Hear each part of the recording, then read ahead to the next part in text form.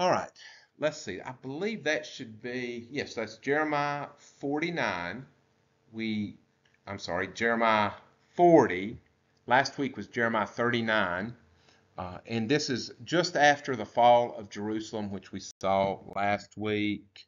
The, the taking, the breaching of the northern gate, and the escape of Zedekiah. Zedekiah was captured trying to get to Ammon, and there's a little bit of a connection to that. I'm not sure if we'll get to it. Ammon is the ally of Zedekiah, but they're one of those, as I think I have a slide that says it's a marriage of convenience. They're not really friends with Judah, but they're in a similar situation, and they're both vulnerable to Nebuchadnezzar and the Babylonians. So he was trying to make it to the capital of Ammon with his soldiers. He got captured, watched his sons decapitated, and then was carted off in chains to Babylon. Jeremiah, by contrast, was set free. The captain of the guard captured him. He was carried with the rest of the refugees. Well, they weren't refugees, they were captives. Carried to Ramah. And Ramah and Mizpah are two of the cities we're kind of contrasting a little bit, kind of emerged from this lesson.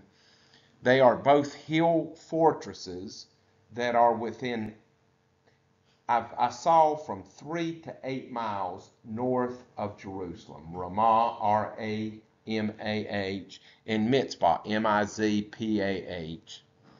A very similar little fortresses, and it is interesting how they are kind of interwoven. We may not get to that contrast because a lot of that happens in chapter 41. We'll see how far we get. But Jeremiah was carried in chains from Jerusalem to Ramah, which, as I said, could be anywhere from 3 to 8 miles north of Jerusalem. And he was set free there by the captain of the guard. It seems very likely, though it's not written explicitly, it seems very likely that Nebuchadnezzar and the Babylonians were aware of Jeremiah, and the fact that Jeremiah had said, this is a punishment from God. We need to submit to Babylon and go peacefully into captivity and not resist. And so there seems to be some recognition for Jeremiah in that by the Babylonians. So at the end of chapter 39, Jeremiah goes to Ebed, which means servant, and Melech means king. And in the Hebrew language, when you put two words side by side, two nouns together, it is servant Ebed of, it's called a construct of king. So that his name is servant of the king, Ebed Melech. But if you remember, Ebed-Melech was the one that worried about Jeremiah when he was in the cistern, down in the dungeon of the cistern, sinking down in the mire, and it was Ebed-Melech that went, asked permission of Zedekiah, and then went and fished him out of the cistern, I believe in chapter 37 or 38. And so Jeremiah, because he was faithful to the Lord and rescued him, Jeremiah said, you're free. Yes, he was an Ethiopian. I don't know if there's any history. I don't think there's any record of him after this. So he made his way back to Ethiopia, I presume. So after the fall, well, you would think in this next section, so I've got 3 there in the big outline of Jeremiah. This is from chapters 40 to chapters 45. We'll be talking about what happened immediately after the fall of Jerusalem. And you would think that people would learn a lesson, but we see in these next several chapters that there's still a lot of the same things going on. Everybody's fighting for power, fighting for vengeance. People are not seeking God. Judging by the events that happened after the fall of the city, the basic character of the people who remained in the land was unchanged. These next 2 chapters, some really ugly stories are going to happen. So people have not changed. People are at this point are not repentant. They refuse to trust God, and they refuse to submit to Babylon, which was Jeremiah's command, word from the Lord, submit to Babylon. take your medicine. I'll bring you back in 70 years. They were like, no, we're not going to surrender control. And that is really the way people are about God all the time. Now, it's not as dramatic as submit to this foreign invader or things, but people, in the way they go about their life, they refuse to submit to God's way. I have goals. I have things that I want out of life. I have things day to day. I have entertainments that I know. If I give God control, He'll tell me to quit watching this or that or whatever. And so it's really indicative of that human sin nature. We do not want, when we know that God is going to tell us something we do not want to do, we just will not surrender control to Him. And that's the human condition. Jeremiah's ministry to the remnant in Palestine. So the remnant are the people that are left. Babylon makes a total of 4 deportations. We'll see the last one in Jeremiah chapter 52, and that's still about 5 years in the future where we're at here. We're right around 586 BC, and that's like 582. This is the 3rd deportation. This is the big one. The first one, they took just a very small, they took the most talented, the most intelligent. That's when Daniel went. The 2nd deportation, they took Jeconiah the king, and that was the deportation where they took Ezekiel. And so I think in that one it was nobles and maybe religious leaders they took. Then this 3rd one, they had broken in the 2nd deportation into the city. There was a siege, but they did not destroy the city. They left the city intact. They left the walls intact. This one, they tore the walls down, and they deported basically everybody except the poor, the people that were just scratching out a living for themselves. And they had set Gedaliah, who we talked a little bit about last week, as the governor. They made sure it was not a king, though there are some places that he's called King Gedaliah. He is a governor. He is an administrator. He is an administrator for Babylon over several cities that are left in the land of Judah. So Jeremiah with Gedaliah. The word came to Jeremiah from Yahweh after Nebuzaradan, the captain of the guard, had let him go from Ramah. So he came there in chains. Nebuzaradan took the chains off and said, "You are free." When he had taken him bound in chains, among all who were carried away captive from Jerusalem and Judah, who were carried away captive to Babylon. So as I said, Ramah is a hill fort that was kind of the administrative headquarters for the siege of Jerusalem. I will show you in a minute some pictures of where they think. They're not sure. There's argument about Ramah and Mizpah. They found 2 archaeological sites on the top of hills. And it's funny, it's interesting. I've seen this before in biblical archaeology sites today. There's a city around what they think is Mizpah. There's city all around it, and then you're up on top of the hill, and there's these. You can see where the walls of the city was. But they're not sure if that's Mizpah or Ramah. So Ramah was the administrative center for the Babylonian army, and so all the captives were taken to Ramah for processing, and then began their long journey walking to Babylon. And so that's what it's referring to. And Jeremiah was carried in that bunch. But they recognized him and they set him free. This Nebuzaradan. So the captain of the guard, Nebuzaradan, took Jeremiah and said to him, "Yahweh your God has pronounced this doom on this place." All right, that is a recognition of what Jeremiah had prophesied.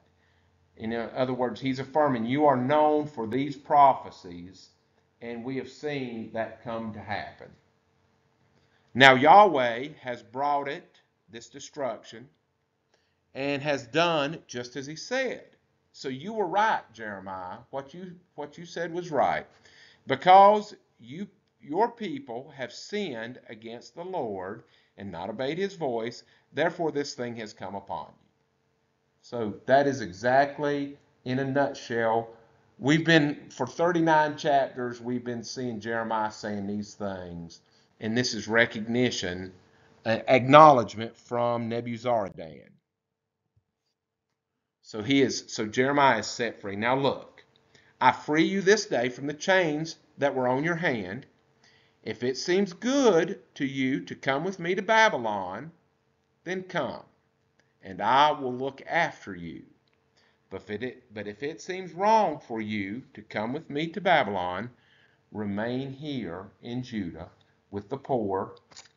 See, all the land is before you. Wherever it seems good and convenient for you to go, go there. You may remember from last week, we said that this was a win-win for Babylon. These are poor people who have not had things. And so if they give them the vineyards and the gardens, they will become, it's like instantaneous wealth for them. And so that will make them loyal to Babylon. In addition, Babylon can come every year and get some taxation from them. They'll get a percentage. I would imagine it would be a big percentage of what they harvest. And so he's offering the same thing to Jeremiah here. Go and find a nice farm and farm it, and live. And so that would be the equivalent today of giving somebody a really good job, a really high-paying job that is not too difficult, just setting somebody up to be able to take care of themselves and prosper. So he also offers him to go and live with Gedaliah the governor. Now, while Jeremiah had not yet gone back, Nebuzaradan said, "Go back to Gedaliah, the son of Achim, son of Shaphan, whom the king of Babylon has made governor over the cities of Judah, and dwell with him among the people." Go and stay there. I'm sure Babylon was giving them a food allowance, probably insisting that Gedaliah collect taxes. And so it's a very stable place, and Jeremiah will be safe there. Or go wherever it seems good for you. So he just gave him, as Jeremiah had done with Obed-Melech, now Nebuzaradan is doing with Jeremiah. So the captain of the guard gave him rations and a gift, some money, and let him go. Now, so Jeremiah goes to Mizpah, and that is one of the places, that is the place where they think the city of Mizpah is. And I'm sure it looks fairly good size there, but I'm sure if we went in there, it would seem pretty small little place to us. My guess is that property is about the size of the churchyard. If the property that the church sits on would be a whole little city at that time, and it's on a hill, and it was fortified. They had already taken Mizpah. There were only 3 cities left a couple weeks ago. And so that would have been Jerusalem, Ascalon, and Lachish were the 3 cities that were left. So Mizpah had been taken. Ramah, of course, was their headquarters. And what it says in verse 6 is, "Then Jeremiah went to Gedaliah, the son of Achim, in Mizpah, to dwell with him among the people who were left in the land." And so there was a whole little city there that was set up as the the new administrative capital for that region. Now here is another, so they're not sure if that is Mizpah or not. That was some fortified hill city. This particular one here, I think, is 8 miles north of Jerusalem. It would be in the tribe of Benjamin. If you can imagine a map where Jerusalem is here, Jeremiah is from Anathoth, which is now in the suburbs of Jerusalem. This would be up just a little bit further up above where Anathoth is. This is another possible site of Mizpah, which is about 5 miles north of Jerusalem. And you see on the top of a hill, on the crest of a hill. This is also, both of these places, it's also debated that they may be, either one of these might be Ramah, R-A-M-A-H, where the Babylonians. So we're not exactly sure. Very likely one was Mizpah and one was Ramah, but they don't know which is which exactly. I like archaeology. Archaeology is just science. It is just digging and pulling up evidence and then making interpretations of that evidence. Just pure science. But, there's no such thing as pure science because humans have biases and we all have things that we want to be true. And so we hope that a scientist is led by the evidence. But the same thing, anybody who would say, well, science is fact and religious belief is, so science is objective, so we're focusing on an object, and religion is subjective. I don't think they really understand human nature. There's no such thing as objective truth for humans. The world is broken and things are mixed up. And so everybody is reading the evidence. We hold in high view the Bible's evidence. An archaeologist would dig up a piece of pottery, thousands of years old, and they would make assumptions and guesses. They would look at pottery found in other places that was similar, and they would, where people had guessed about the time that it was, and they would make an assumption or a guess about how old that piece of pottery was. Well, there's a lot of subjectivity in that. So I'm just giving a little sidebar on archaeology. Archaeology is good, and archaeology is helpful in understanding things that are said in the Bible. We are so far removed from the cultures of the Bible that archaeology is very helpful in bridging that thought gap between the pressures that they felt and the pressures that we feel. At times in our world, faith is looked down on as very, that's your opinion. And science is lifted up because we are in a philosophical age of science, which I think is starting to fade a little bit. Something else is going to replace a scientific model for making things true soon. I say soon, I don't know how long. But that kind of truth is elevated in the opinion of people, but science is opinion. Science is opinion, just like reading the Bible and forming an opinion about the truth of what it says. And so that's an important thing to understand. Sometimes in a scientific age where science is the dominant philosophy, they try to put people of faith on their heels and say, well, that's just your opinion.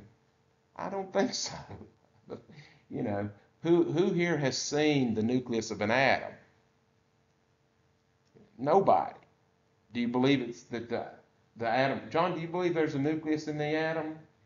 Have you seen one? No. No, you're taking it on faith. Somebody has told you.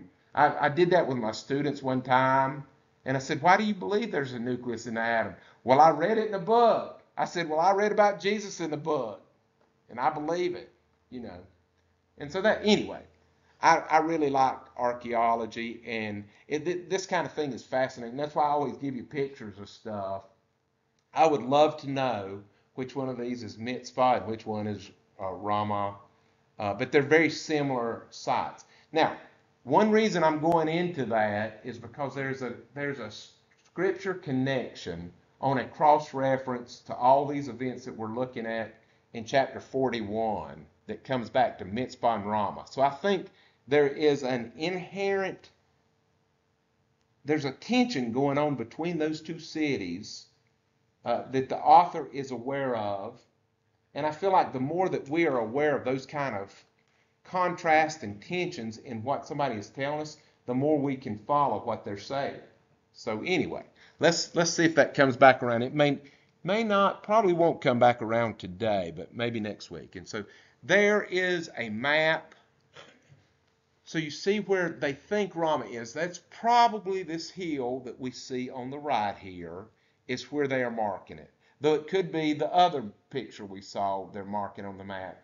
It's a guesstimate, a guesstimation.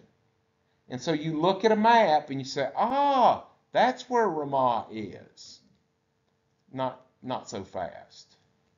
You know, we all tend to look at a map and say, oh, so it's true, it's on a map.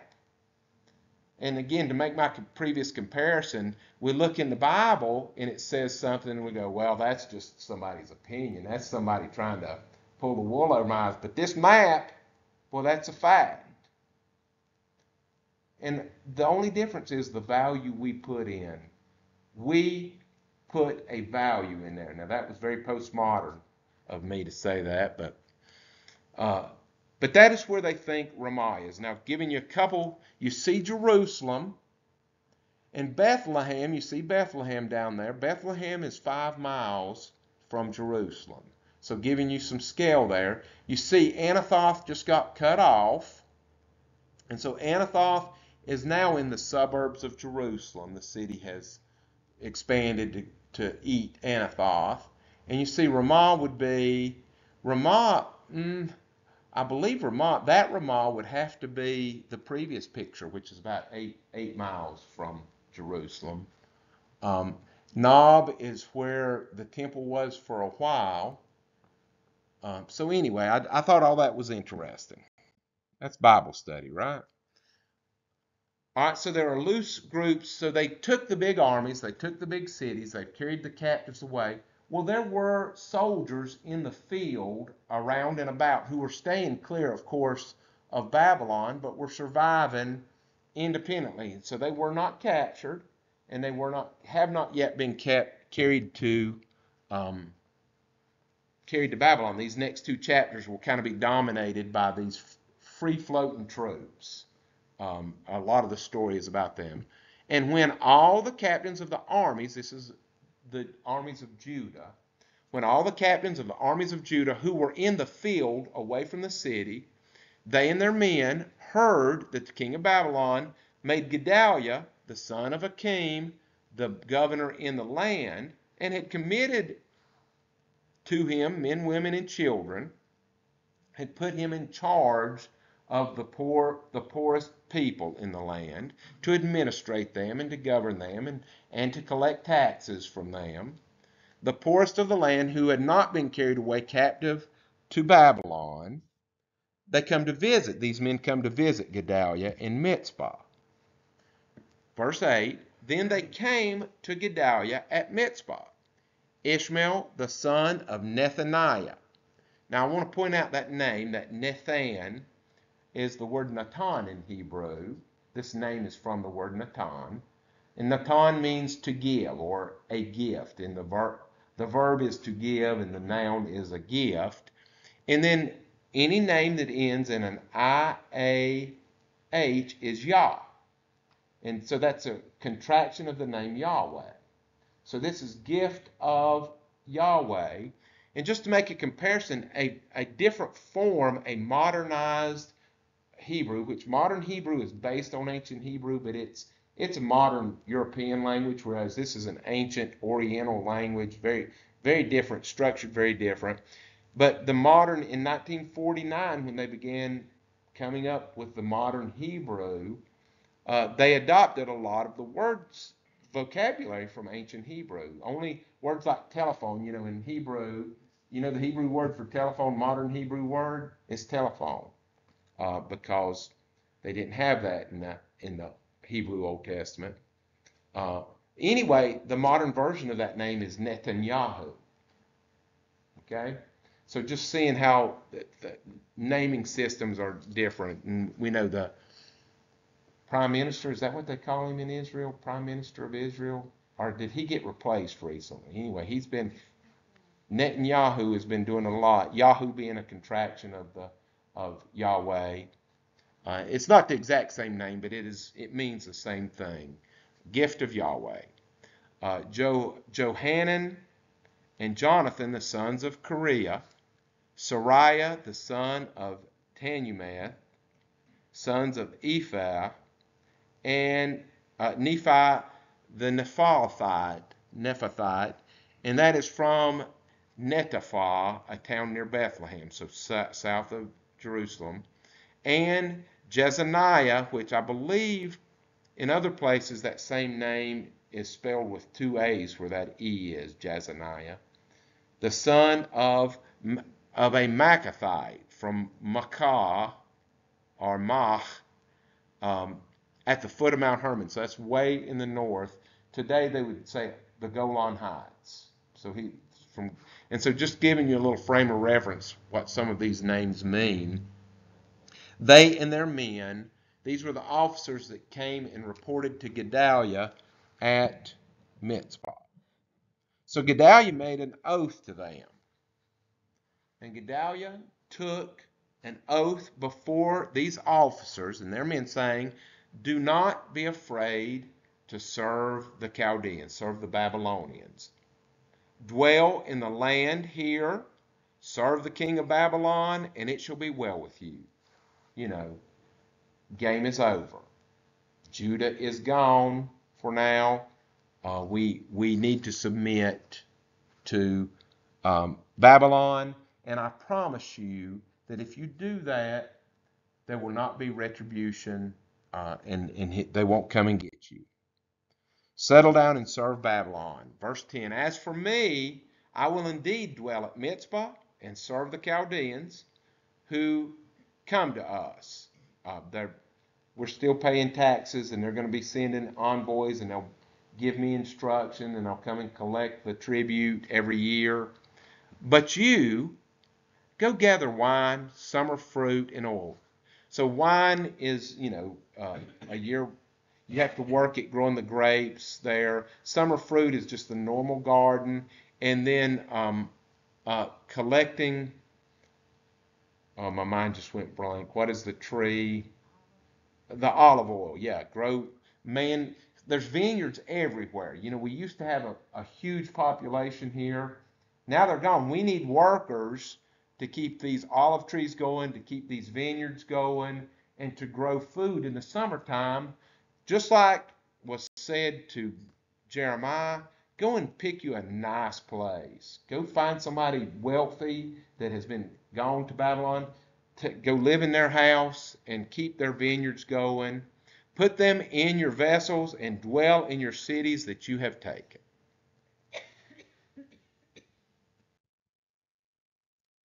News gets out. Likewise, when all the Jews who had fled from the siege of Jerusalem, who were not trapped in Jerusalem, and they'd taken off, they'd spread out, who were in Moab, which is just across the Jordan River. You cross the Jordan River, and then there's a high desert you'd have to climb. On that plateau is Moab. The Ammonites, who are the allies, and we'll see a map in a moment of where Ammon is relative. It's not a very far, possibly a 2-day journey. Edom, which is south of the Dead Sea, you go southeast beyond the Dead Sea, and who were in all the countries around them, heard that the king of Babylon had left a remnant in Judah, and he had gone on, and that he had set over them Gedaliah the son of Achim, who was the son of Shaphan. If you remember, Shaphan found the book of Deuteronomy in the temple back in the time of Josiah.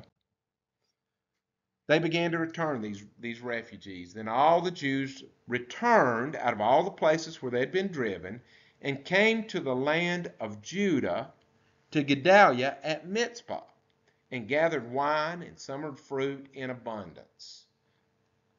Moreover, Johanan, son of Kareah, and all the captains of the forces that were in the fields when Jerusalem was taken, came to Gedaliah at Mizpah. Well, there's an assassination plan afoot, and Johanan said to Gedaliah, do you certainly know that Baalis, and in that name is, the name Lord, very possibly a pagan deity, a name named after his deity. The king of Ammonites has sent Ishmael, who we've already been introduced to, one of the officers, and we'll find out in other places that Ishmael is part of the royal family, so he is distantly related to Zedekiah. But Gedaliah, the son of Achim, did not believe them. And so Gedaliah is cast as I think as a kind person, as a person that's well intentioned and is not a vengeful person. He says, okay, this is a situation we find ourselves in. Let's make the best of this. Let's work forward. Well, Ishmael's coming to get you. No, let's not.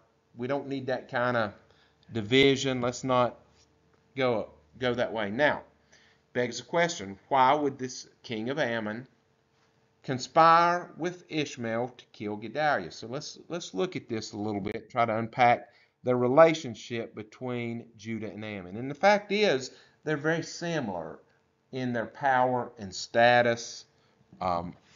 Both nations had been conquered by Babylon, were vassals, and that means they paid tribute. Every year, Babylon would send wagons to be filled up with treasures and supplies, a certain percentage to take back to Babylon. And they did not like it.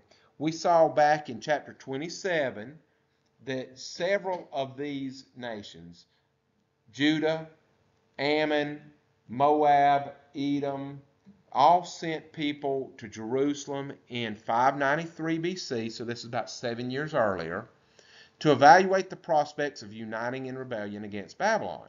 And at that point, Zedekiah had been appointed by Nebuchadnezzar, was paying tribute, and was a good, loyal vassal to Babylon. It was after this that Zedekiah decided, and it seemed like Egypt was getting stronger, and Egypt had a new pharaoh called Hophra, and he was encouraging them to rebel against Babylon, which they did.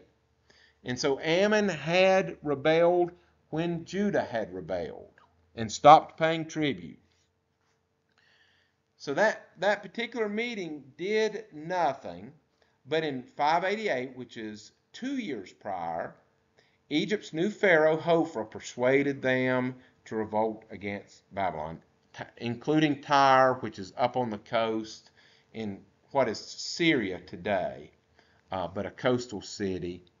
And in the background of all this drama, after Babylon laid siege to Judah and conquered it, he had taken his army and gone up to Tyre to lay siege to Tyre and to take Tyre. So he's just knocking off these little midweight vassals one at a time. So God, in the background, it was God, we're told in the book of Ezekiel, who had directed Nebuchadnezzar to attack Judah first. Let's look at that scripture in Ezekiel 21:18. This message came to Ezekiel from Yahweh, and it said, make a map with 2 routes on it for the sword of Babylon's king to follow. Put a signpost on the fork of the road where the road splits. One road to Ammon and its capital, Rabbah, and one fork to Jerusalem, the capital of Judah. He stands at the fork, this king of Babylon, uncertain where to attack, Ammon or Judah. He calls his magicians to look for omens. They cast lots and inspect the livers of animals in order to direct the king. Which one do you attack? The omen says Jerusalem. So with battering rams, his soldiers will go against the gates of Jerusalem, shouting for the kill. Jerusalem will think it's okay. It will think that this is a false omen because they have a treaty with Babylon. But Nebuchadnezzar will remind the people that they had broken their treaty in rebellion, then he will attack and capture them. So this was, according to Ezekiel, God had directed Nebuchadnezzar to punish.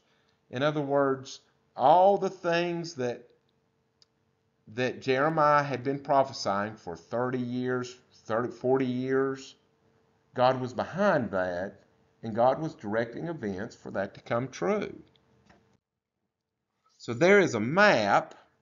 Let me point out, there is Jerusalem on the map. That's, you see the Mediterranean Sea. And then you see Jericho. Maybe you can't see Jericho. The Dead Sea is right there beside Judah. And then the Jordan goes up from there. And that's Jericho right there, probably within not very far. And then that next country over in the orange is Ammon, and its capital is Rabbah. Judah and Ammon were still allies when Jerusalem fell. Zedekiah was most likely, when he was captured, he was heading for Ammon, and so there's his probable route to get to Ammon. It's not that far. I would guesstimate less than 30 miles to get to Rabbah. In spite of their unions, they weren't friends. It was a marriage of convenience. They were coming together in time of crisis. And see, if there wasn't a big threat from Babylon or Assyria, then most likely Judah and Ammon would be at war.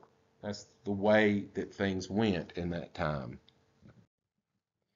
Ammon rejoiced over Jerusalem's fall because Nebuchadnezzar's army went against Jerusalem. He'd not be able to attack Ammon too. So that's giving them more time to make a new treaty with him, to get armies together, to store supplies for sieges and things like that.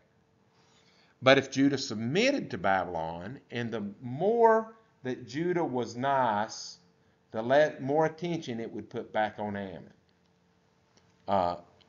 So Nebuchadnezzar was at Tyre now, up on the coast, would probably attack Ammon next. And so they were wanted to get rid of Gedaliah, who was preaching to the people to just be calm, farm, let's pay our taxes, and make the best of this.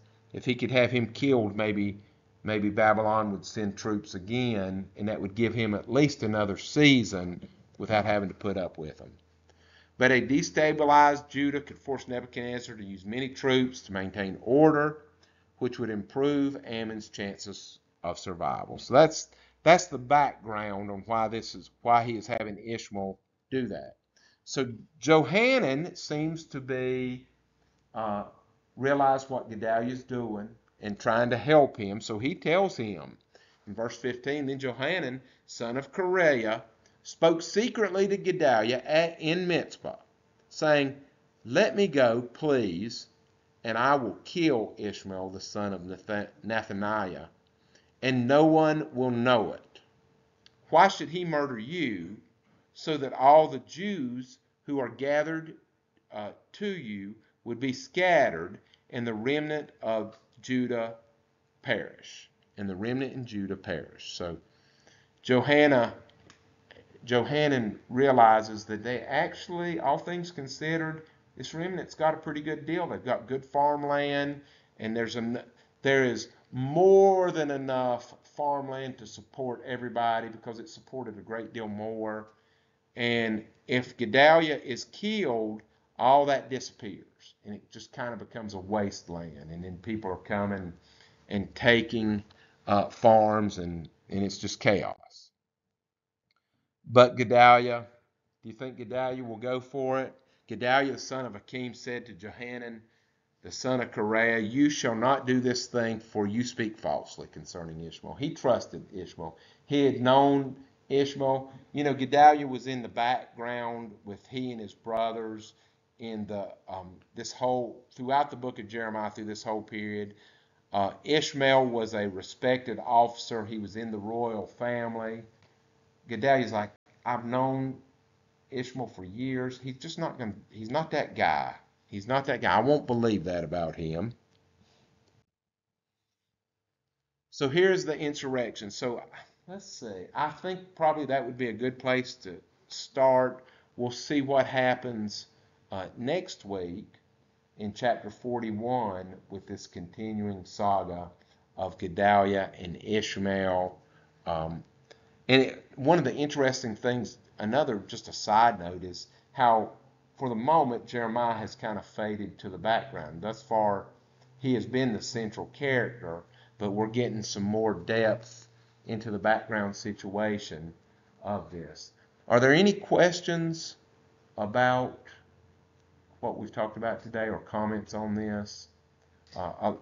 As I say, there's not so much a spiritual message here as this is interesting background to what is going on at this chaotic time. So let's stop there and say a prayer and be dismissed for today.